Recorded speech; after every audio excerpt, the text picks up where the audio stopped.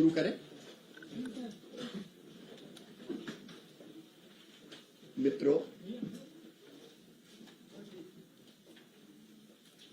आज संसद में वित्त मंत्री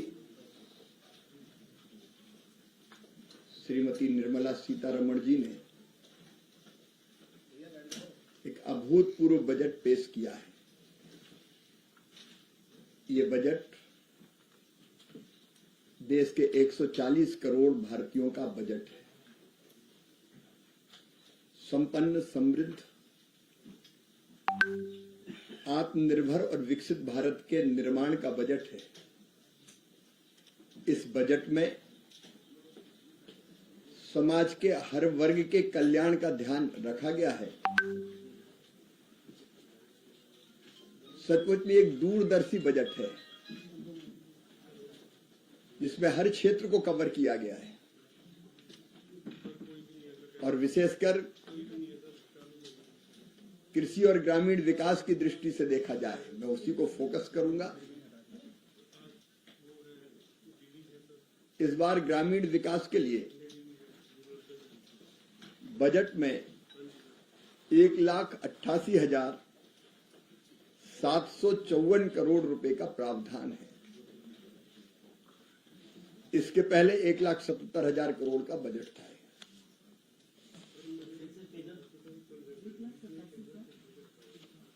इस बार जो पेश हुआ है 1,88,754 करोड़ 53 लाख रुपए का बजट। पिछले वर्ष था 1,77,000 करोड़ रुपए का बजट। इस बजट में मनरेगा के लिए 86,000 करोड़ रुपए का प्रावधान है, जो ग्रामीण मजदूरों को रोजगार देने का सबसे बड़ा साधन है। प्रधानमंत्री आवास योजना प्रधानमंत्री जी का संकल्प है, हर एक के लिए पक्का मकान, और गरीबों के पक्के घर बनाने के लिए इस साल बजट में 54,832 करोड़ रुपए का प्रावधान किया गया है, जो अब तक का सर्वाधिक है। आवास के अतिरिक्त ग्रामीण गरीबी दूर करने का सबसे सशक्त माध्यम है महिला सशक्तिकरण, और आजीविका मिशन के माध्यम से वो काम चल रहा है। 3 करोड़ लखपति दीदी में से 1,15,00,000 से ज्यादा दीदियां लखपति बन चुकी है। अब इसी काम को आगे बढ़ाने के लिए बजट में 19,005 करोड़ रुपए का प्रावधान किया गया है। और मुझे ये बताते हुए खुशी है कि अब एक स्टेप हम और आगे बढ़ने वाले गरीबी दूर करने के लिए, महिला सशक्तिकरण के लिए, महिलाओं की, बहनों की गरीबी दूर करने के लिए। अब तक लखपति दीदी की कल्पना थी, कई काम बहुत महत्वपूर्ण करके वो आत्मनिर्भर हुई है, लेकिन अब स्वयं कोई बहन, महिला या उनका समूह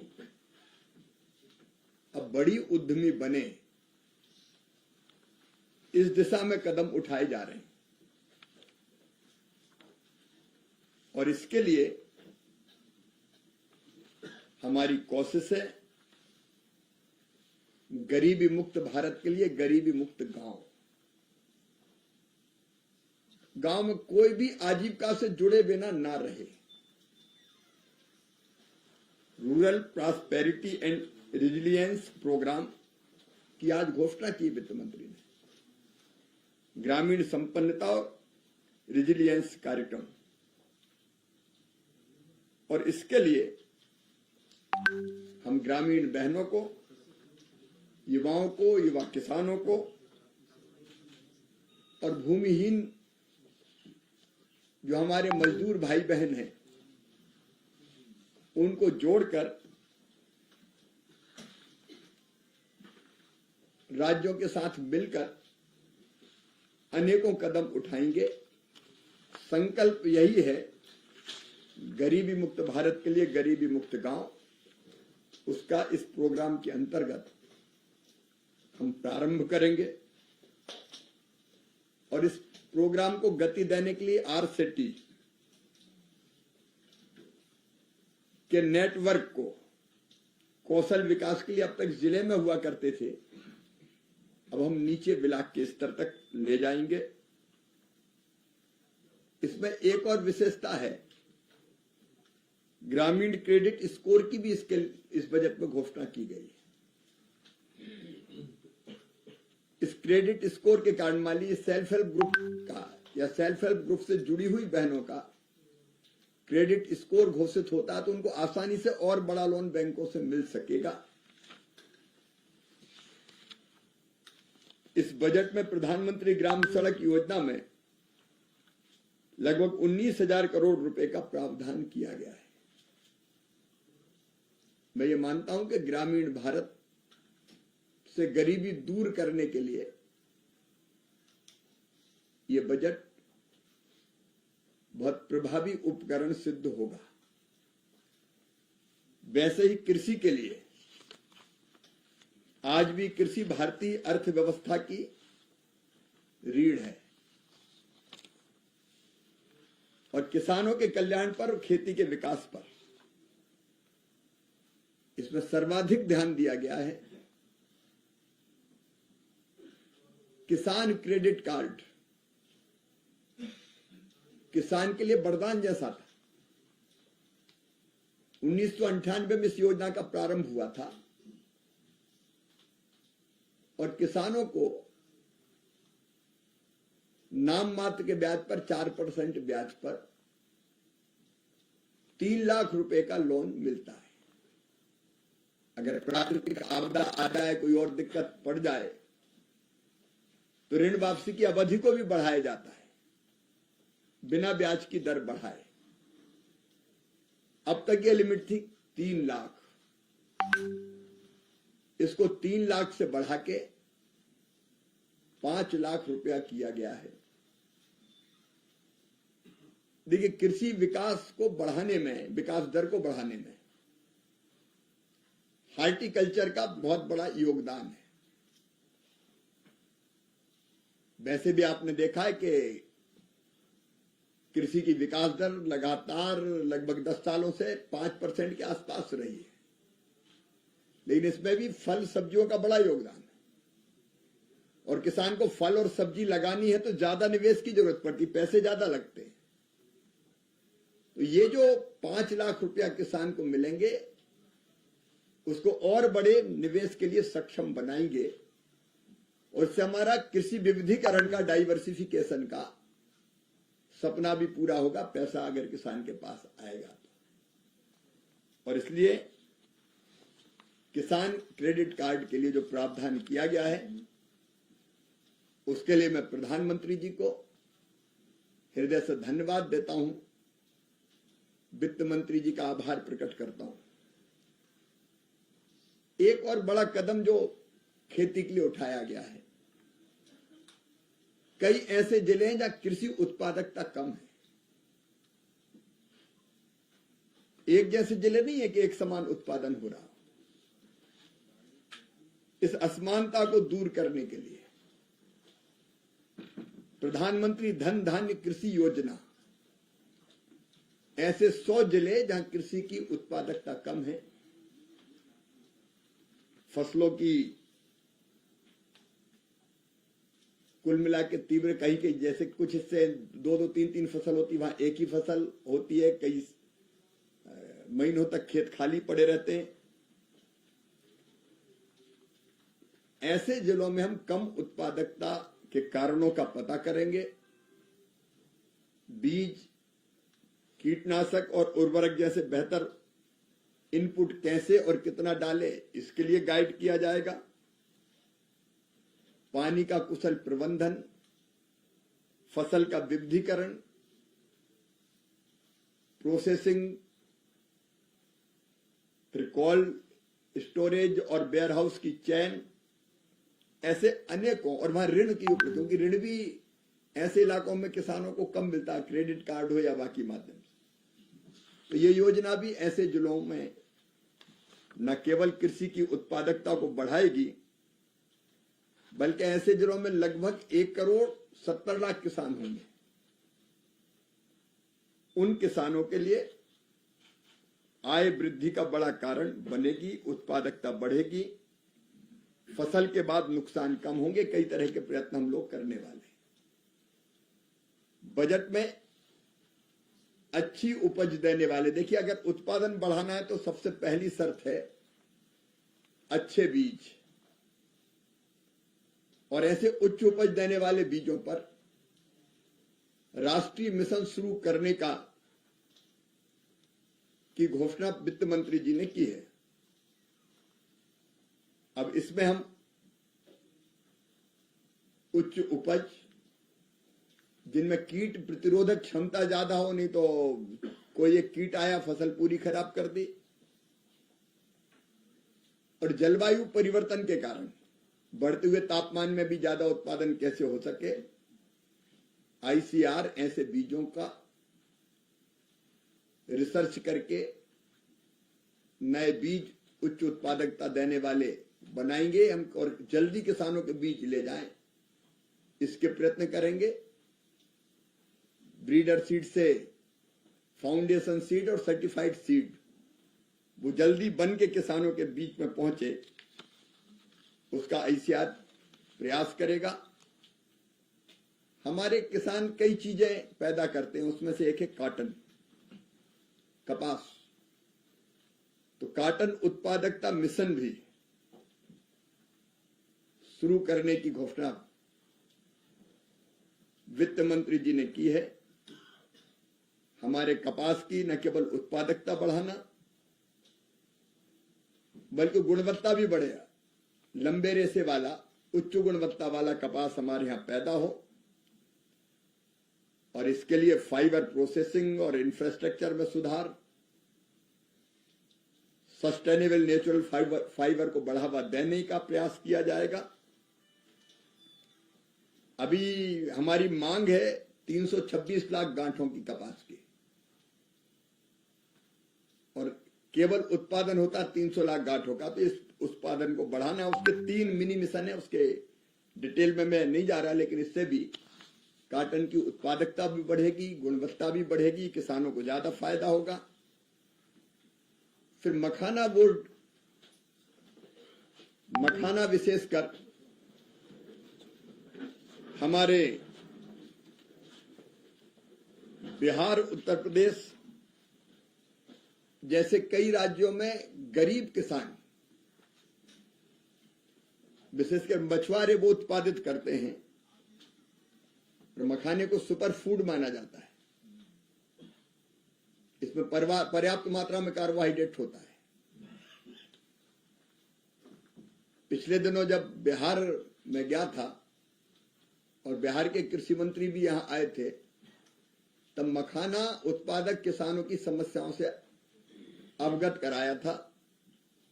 और इसलिए अभी क्या, मखाने में हाथ से पानी के अंदर मेहनत करनी पड़ती है, जो काफी कठिन होता है। तो कैसे मैकेनाइजेशन करें, बाजार तक पहुंच की कमी कैसे दूर करें,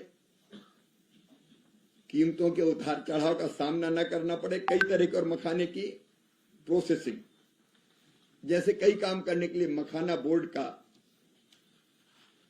गठन किया जाएगा। और ये सारे कदम जो उठाए गए हैं वो कृषि की उत्पादकता बढ़ाएंगे, उत्पादन की लागत घटाएंगे। एक विशेष चीज, फल और सब्जियों के उत्पादन पर विशेष ध्यान। लेकिन उसमें एक समस्या आती है, किसान जहां पैदा करता है वहां सस्ता बिकता है और उपभोक्ता तक महंगा आता है। ये कीमत का जो अंतर है उसको कम करने का हम गंभीर प्रयास करेंगे। उसके लिए अनेकों कदम उठाए जाने का फैसला कृषि विभाग ने किया है। उसके लिए एक समग्र कार्यक्रम की बात आज माननीय वित्त मंत्री जी ने बजट में की है, और इसलिए बागवानी के उत्पादन की गति वो भी हमको बढ़ानी है। मौसमी उत्पादन खराब होने की जो प्रकृति है उससे हम निपटेंगे। अल्प भंडारण क्षमता के कारण दिक्कत होती, जल्दी खराब होता है। कई तरह के कदम उठाने का हम लोग काम करेंगे। टीओपी फसलों को भी, मतलब टमाटर, प्याज, आलू, इसके ठीक दाम मिले, उसके भी प्रयत्न करेंगे। अभी जो लंबी आपूर्ति श्रृंखला में बिचौलियों को ज्यादा पैसा मिल जाता है, किसान को उतना नहीं मिल पाता, तो इसमें भी हम लोग प्रयास करेंगे फल और सब्जी क्षेत्र के लिए समग्र कार्यक्रम के अंतर्गत के किसानों को और ठीक दाम मिल सके। ये सारे समग्र प्रयत्न हमारे कृषि के काम में लगे करोड़ों करोड़ किसानों की आय को बढ़ाएंगे।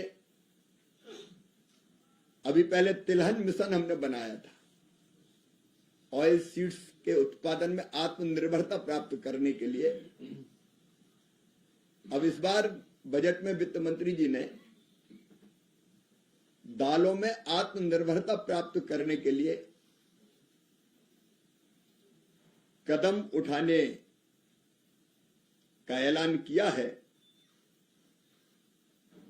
दालों का वार्षिक उत्पादन पहले जब एक बार प्रयत्न किया था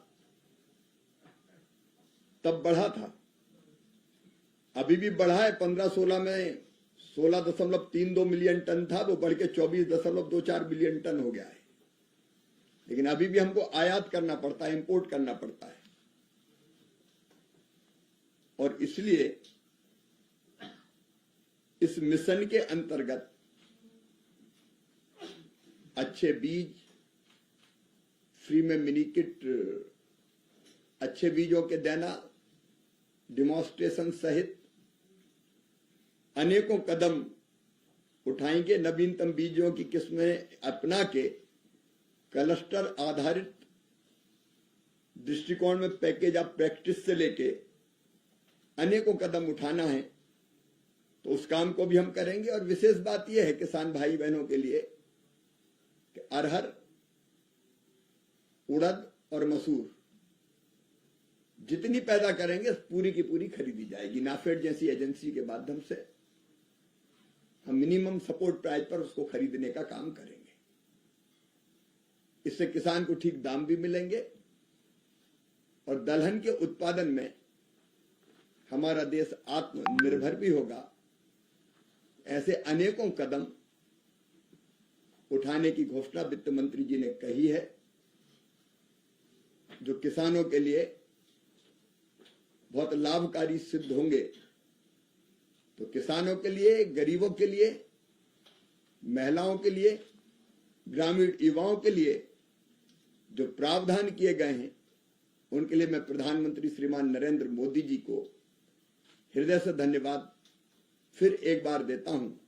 यह ग्रामीण भारत की तस्वीर भी बदलेगा और किसान और गरीब की तकदीर बदलने में भी समर्थ होगा। धन्यवाद। ठीक है। किसान क्रेडिट कार्ड की राशि लिमिट बढ़ाई गई है 5 लाख रुपए, तो क्या उसमें कुछ कंडीशंस भी है कि जमीन इतनी होनी चाहिए इतनी, या फिर कोई भी किसान? कोई कंडीशन नहीं, एक स्केल ऑफ फाइनेंस पहले से जो बना हुआ है उसी के आधार पर।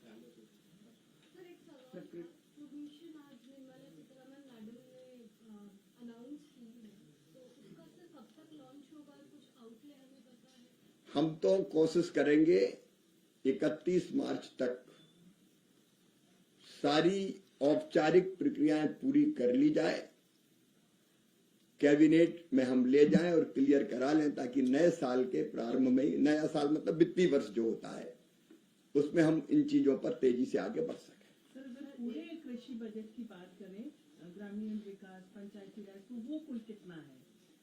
पूरा कृषि बजट 127 और 188 को ऐड कीजिए जरा। एक सवाल है कितना हुआ? 3,15,000। लगभग 3,15,000 करोड़ के आसपास। बिहार को बहुत कुछ मिला है कृषि के क्षेत्र में, खासकर मखाना बोर्ड बनाने को लेकर के, लेकिन वो मिथिला के लिए हो जाता है। बिहार की मिथिला के इधर मतलब गंगा इस पार की मिट्टी को अगर देखें तो द्वायत की मिट्टी है, वहाँ पे चारों फसलें होती हैं, लेकिन उनको उनका दाम उचित नहीं मिलता है। रबी, खरीफ, तिलहन, दलहन सारी मतलब कभी वहाँ पे खेत सुने नहीं रहते हैं, लेकिन उनको वो प्रॉपर न ट्रीटमेंट, न मैकेनिज्म और न ही उनको वो कीमत मिल पाती। तो उसके लिए क्या कुछ करने? किसानों को ठीक दाम मिले इसके लिए, जैसे मैंने बताया, अगर दलहन पैदा करता है, बिहार में दलहन भी काफी होता है, तो पूरी की पूरी दलहन एमएसपी पे खरीदने की आज घोषणा हुई है अगले वर्षों के लिए। मखाने की मैंने चर्चा की ही है। मक्के में इथेनॉल के कारण मक्के में काफी बिहार आगे बढ़ रहा है, दाम आजकल अच्छे हैं। और मैंने फल और सब्जियों की बात भी इस बजट में जो कही गई वो भी आपके बीच रखी है, तो दाम ठीक मिले इसके लिए पूरे प्रयत्न किए जाएंगे।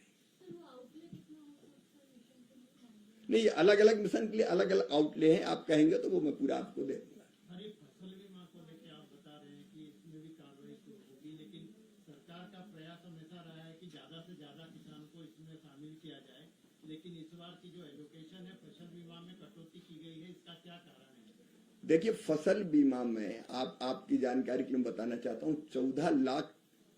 14 करोड़ से ज्यादा आवेदन, किसान ने आवेदन, मतलब एक किसान के पास 2 खाते भी होते हैं, ये पिछले साल आए थे। और अलोनी जो कृषक होता था, जो लोन नहीं लेता था पहले, वो कभी बीमा करवाता ही नहीं था। 5 करोड़ से ज्यादा ऐसे लोगों ने बीमा करवाया, तो इस पर विश्वास बढ़ रहा है। और उसके लिए जब जितनी जरूरत पड़ती है बजट में उसका इंतजाम किया जाता है। सरकार को अपनी तरफ से प्रीमियम भरना पड़ता, तो जितने प्रीमियम की जरूरत होती है उसका इंतजाम हम करते हैं। टेक्नोलॉजी की वजह से प्रीमियम। हाँ, दूसरी बात यह कि टेक्नोलॉजी की वजह से अब प्रीमियम आना काफी कम हुआ है। पहले जो कंपनियां उच्च प्रीमियम पर आती थी 18%, 16%, वो घट के 11%, 10%। प्रतिस्पर्धा भी बढ़ी है। टेक्नोलॉजी का इस्तेमाल का मतलब ये है कि पहले फसल बीमा योजना के लिए क्रॉप कटिंग एक्सपेरिमेंट होता था, मतलब फसल काट के देखते थे कि कितना उत्पादन हुआ और कितना घटा है एवरेज उत्पादन से। अब हम रिमोट सेंसिंग जैसी, सैटेलाइट के माध्यम से रिमोट सेंसिंग जैसी टेक्नोलॉजी का इस्तेमाल करके टेक्नोलॉजी के माध्यम से नुकसान का आकलन कर लेते हैं, तो उसमें कोई ऊपर नीचे नहीं कर पाता। नहीं तो कम नुकसान हुआ और ज्यादा दिखा दिया, या ज्यादा नुकसान हुआ और कम दिखा दिया, वैसी चीजें नहीं हो पाती। तो अब ये प्रीमियम की दरें भी काफी कम हुई है। ठीक है, बहुत बहुत धन्यवाद आप सबको।